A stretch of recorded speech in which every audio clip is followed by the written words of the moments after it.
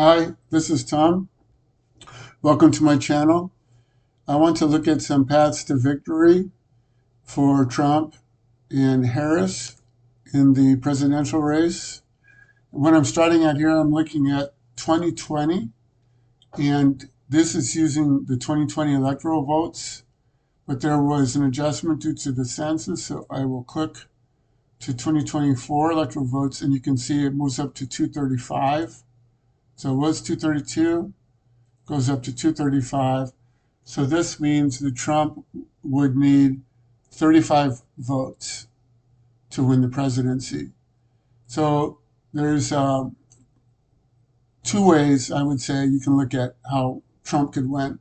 So one would be if he takes the southern states, and these are where he's been polling well for months now, that would bring him to 268. And then he would need one other state to win, or he could flip the congressional district in Nebraska. So some of the states have been close, quite a number of them actually. So uh, besides the blue wall states, Pennsylvania, Michigan, and Wisconsin, also New Mexico has kind of, perhaps a little bit surprisingly, been polling fairly close. Virginia is kind of another surprise one. Then you've got New Hampshire and Maine with RFK Jr. pulling out.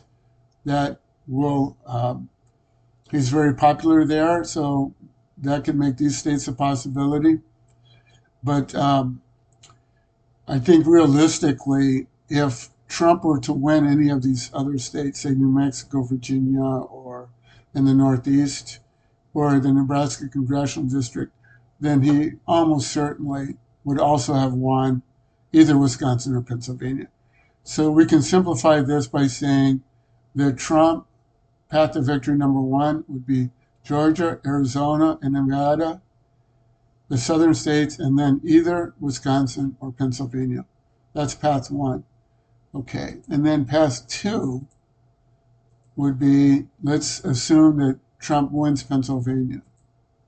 So if Trump wins Pennsylvania, that puts him at 254, then he only needs 16 more. So then another path to victory would be winning Georgia. That would put him at 270. Or he could win Nevada and Arizona, and that would put him at 271.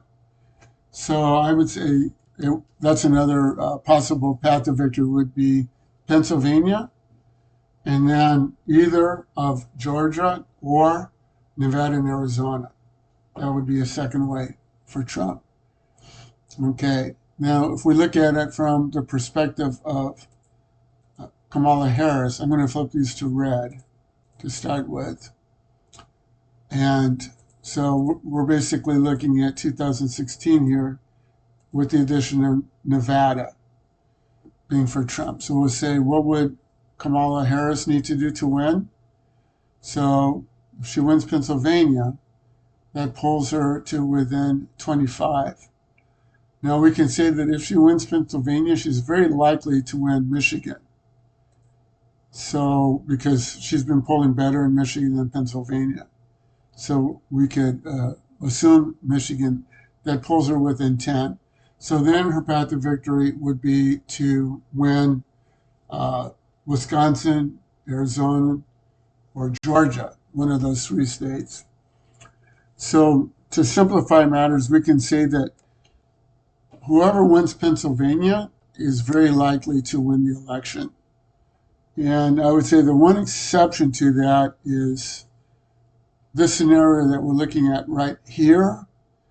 Trump would win in this scenario if he were to win Georgia, Arizona, Nevada, and Wisconsin. Precisely those four states. This, I think, is a reasonably probable scenario. So that's the only scenario that I see where either candidate loses Pennsylvania, yet still wins. So the really simple way of thinking about it would be that it all comes down to Pennsylvania. It kind of reminds me of 2004 Kerry and Bush, where everything came down to Ohio. There were some other paths to victory, but they were less likely. Like Bush could have won if he had won Wisconsin and Iowa, and he came very close to winning Wisconsin, but it wound up coming down to Ohio, just like the conventional wisdom was. And that's what I think will happen here, is that you have this one scenario here that I'm just showing. That's possible, possible victory for Trump. But other than this one, I think all the other possibilities are not very likely. And it comes down to Pennsylvania.